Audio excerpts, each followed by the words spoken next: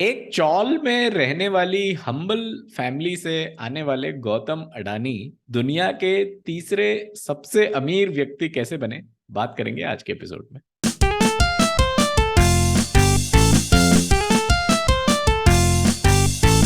Bloomberg एक billionaires index publish करता है, जिसकी लिंक भी रहेगी डिस्क्रिप्शन में अगर आप चेक करना चाहें तो पूरी लिस्ट। तो इस इंडेक्स में रिसेंटली गौतम अडानी नंबर 3 पर आए। इनसे ऊपर हैं अमेजन के फाउंडर जेफ बीजोस और टेस्ला स्पेस एक्स जैसी कंपनी से जुड़े इलॉन मस्क। इसी के साथ गौतम अडानी इंडिया ही नहीं बल्कि एशिया के सबसे अमीर व्यक्ति भी बन गए। इस इंडेक्स पर अगर आप थोड़ा गौर करें, और वैसे तो इसमें काफी लंबी चौड़ी लिस्ट होती है, लेकिन अगर टॉप 10 की बात करें तो आप पाएंगे कि टॉप 10 में से 8 लोग अमेरिका से हैं, एक फ्रांस और एक इंडिया से। खुद गौतम अडानी है। एक और क्लासिफिकेशन इस लिस्ट का ये भी है कि टॉप 10 में से 7 लोग इंफॉर्मेशन टेक्नोलॉजी बैकग्राउंड से हैं, जैसे गूगल के फाउंडर्स सर्जी ब्रिन और लैरी पेज आपको इसमें मिल जाएंगे। माइक्रोसॉफ्ट से बिल गेट्स और स्टीव बॉलमर, ऑरेकल के फाउंडर लैरी एलिसन भी इस लिस्ट में है, और फिर इलॉन मस्क और जेफ बीजोस तो हैं। तो 10 में से 7 लोग इंफॉर्मेशन टेक्नोलॉजी बैकग्राउंड या उनकी कंपनीज बेसिकली चलाते हैं। ये सातों इंफॉर्मेशन टेक्नोलॉजी वाले लोग भी यूएसए से ही हैं। खैर, हमारा जो फोकस है इस वीडियो में वो गौतम अडानी पर है। तो हम यूएसए से वापस इंडिया आते हैं, और अभिषेक और डिटेल में बताएंगे कि अडानी वहां तक कैसे पहुंचे और उनके क्या क्या बिजनेसेस हैं और उनकी स्टोरी एक्चुअली है क्या। जैसे कि शोएब ने हमने इंट्रोडक्शन में कहा कि आज हम बात करने वाले हैं गौतम अडानी के बारे में और अडानी एंटरप्राइजेस के बारे में, उनकी ग्रुप कंपनीज के बारे में। अभी रिसेंटली न्यूज़ में था कि गौतम अडानी विश्व के तीसरे सबसे धनी व्यक्ति बन गए। तो उनके बारे में बात करेंगे, क्या काम करते हैं वो। जैसे शोएब ने अपने इंट्रोडक्शन में कहा कि जो टॉप में है, जो 7 कंपनी है वो आईटी से रिलेटेड है, कि इंफॉर्मेशन टेक्नोलॉजी से रिलेटेड कंपनी से उनके मालिक जो टॉप 10 जो नीचे स्टॉक है उनकी सूची में आए हैं।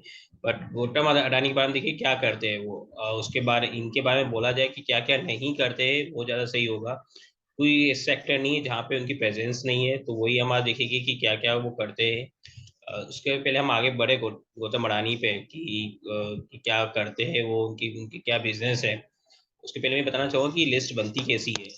इसमें जो सिंपल चीज़ जो यूज़ की जाती है कि जो आपकी कंपनीज है, जो भी स्टॉक मार्केट में लिस्टेड है, उसमें जो आपकी हिस्सेदारी है उसकी वैल्यूज़ कितनी है, उस आधार पे ये रैंकिंग बनती है कि आप कौन से नंबर पे आते हैं। सपोज कीजिए कि मेरी कोई कंपनी है और उसमें मेरी हिस्सेदारी सपोज कीजिए 60% है। तो मार्केट में टोटल मार्केट की में उस कंपनी की वैल्यू कितनी है, उस हिसाब से 60% के हिसाब से मेरी एसेट्स कितनी होगी। तो उस हिसाब से लिस्ट बनती है। इसका मतलब ये नहीं है कि किसी के व्यक्ति के बारे में बोला जाए, जैसे गौतम अडानी की भी नेटवर्थ बताई गई है कि वो है 137.4 बिलियन यूएसडी। तो इतना पैसा उनके पास है, इतना पैसा नहीं है उनके पास।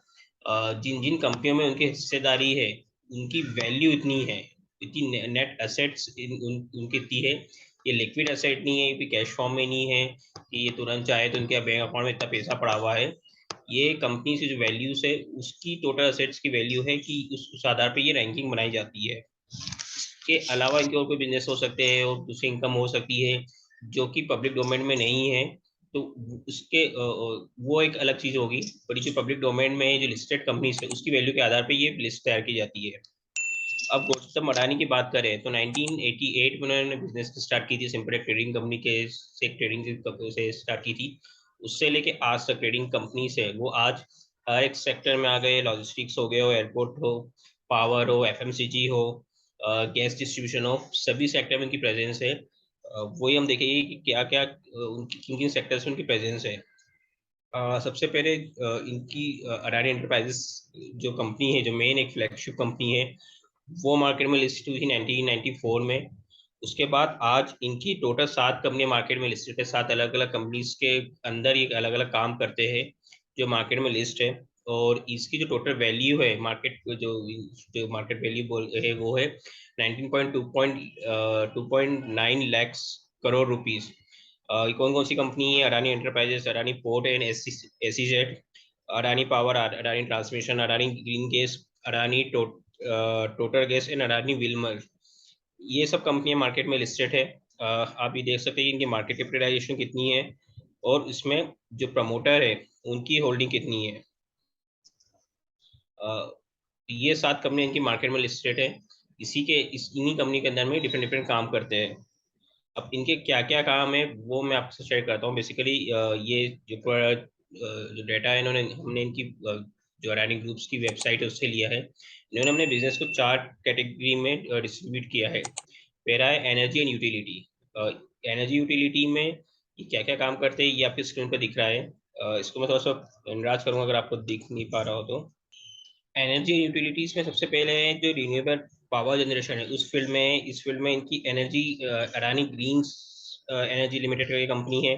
उसके बाद सोलर मैन्युफैक्चर, जो जितने भी सोलर इक्विपमेंट्स बनते हैं जो सोलर पावर जनरेशन में यूज होते हैं उस फील्ड में उस कंपनी वो अडानी इंटरप्राइजेस के अंडर में आती है, के अंडर में बिजनेस होता है। उसके बाद आता है पावर ट्रांसमिशन। जब पावर स्टेशन से आपके घर तक जो बिजली पहुंचाई जाती है वो पावर ट्रांसमिशन का काम होता है।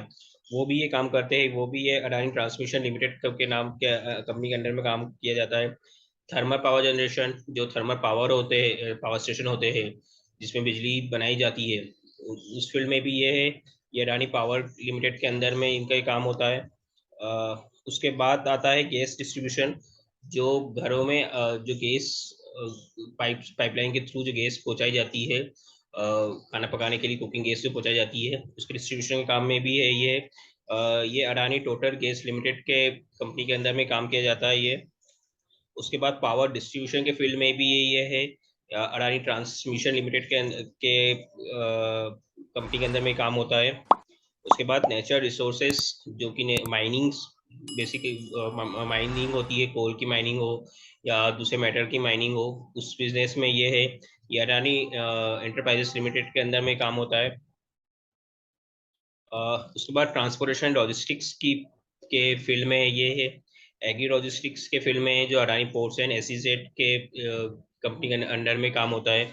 उसके बाद पोर्ट एंड टर्मिनल्स, कई पोर्ट्स इनके हैं। मुंद्रा पोर्ट आपने सुना होगा, काफ़ी फेमस पोर्ट है वो, जो उसका जो मुंद्रा पोर्ट बनाया है और जो डे टू डे एक्टिविटी जो परफॉर्म करती है वो अडानी ग्रुप करता है। Adani port and SEZ limited के अंदर में काम होता है। लॉजिस्टिक्स में एंड टू एंड जो लॉजिस्टिक्स होता है, आपको एक सामान एक जगह से दूसरी जगह पहुंचाना है, वो ये सर्विस प्रोवाइड करता है। ये भी अडानी पोर्ट एंड एसईजेड के अंडर में ये काम होता है। इंडस्ट्रियल लैंड इनकी काफ़ी है। ये अडानी पोर्ट और एसईजेड के अंडर में ही इनकी काफ़ी इंडस्ट्रियल लैंड है जहाँ पे जो इंडस्ट्री पर्पज के उस लैंड का यूज़ होता है।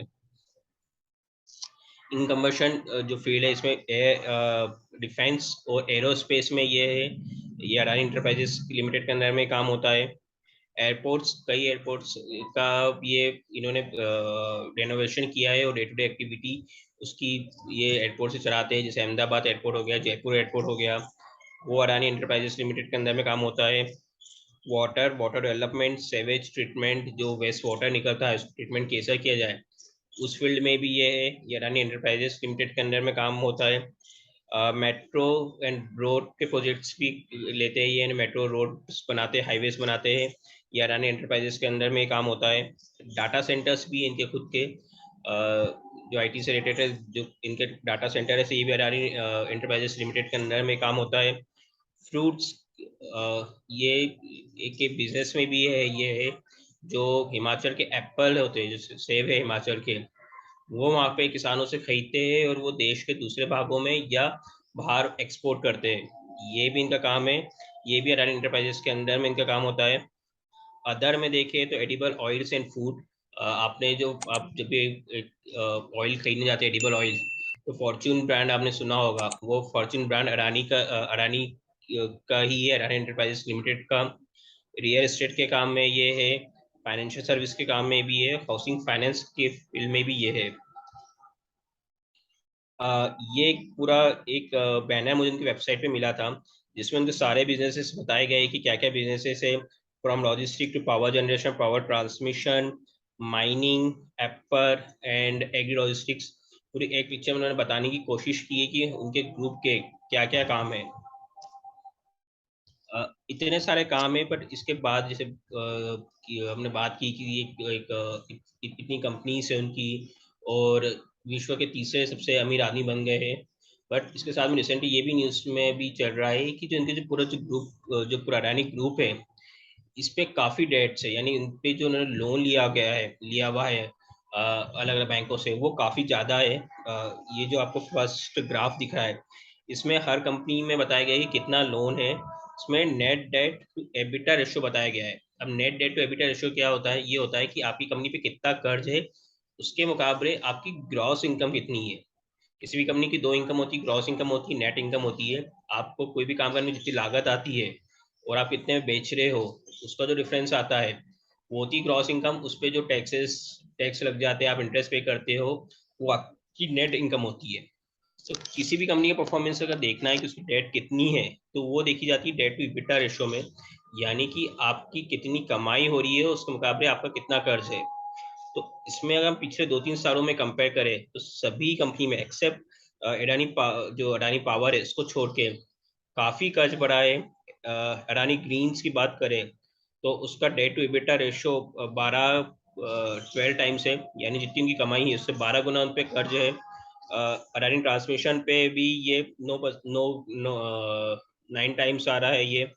अडानी इंटरप्राइजेस पे भी ये लगभग 4 के करीब है, जितनी इनकम से 4 गुना इन पे कर्ज है।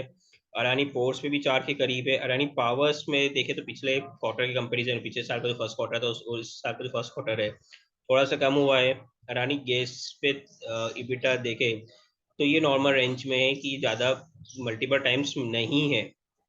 पूरे ग्रुप की बात करें कि पूरे ग्रुप पे कितना कर्ज है, वो है 2.6 ट्रिलियन भारतीय रुपए में इसकी वैल्यू है। और अगर हम देखें कि पिछले 5 सालों में इनका कर्ज कितना बढ़ा है, तो 5 साल पहले इनका टोटल जो कर्ज था पूरे ग्रुप का वो था 1 ट्रिलियन रुपीज, वो अब बढ़ के हो चुका है 2.6 ट्रिलियन। इसी पे जब ये पूरा जो न्यूज़ आ रही थी, दोनों न्यूज़ आ रही थी कि एक तो वर्ल्ड के थर्ड तीसरे नंबर के सबसे अमीर व्यक्ति बन गए हैं और इतनी डेट है। एक सोशल मीडिया पे मुझे इंटरेस्टिंग एक कार्टून मिला था मुझे, वो भी आपके साथ शेयर करना चाहता हूँ। वो कार्टून आपके साथ ये है, कि इसमें दिखाया गया है कि अडानी एक बैंक के पास जा रहे हैं कि मुझे लोन चाहिए कि आपकी बैंक को मुझे खरीदना है।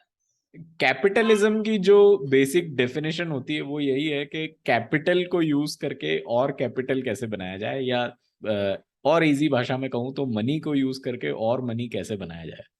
और एक तरीका इसका ये भी है कि आप बहुत सारा डेट लीजिए और उस डेट को इस तरीके से ग्रो कीजिए कि वो आपके लिए और बेसिकली मनी जनरेट करे। तो ये भी एक स्ट्रैटेजी है, कैपिटलिज्म में ही आती है, जो अडानी अच्छे से यूज कर पा रहे हैं। आगे चल के देखेंगे क्या होता है, कंपनीज कैसे पैन आउट करती हैं। तो इस बार के कॉन कॉल में इतना ही, अगली बार फिर मिलेंगे, तब तक के लिए टेक केयर।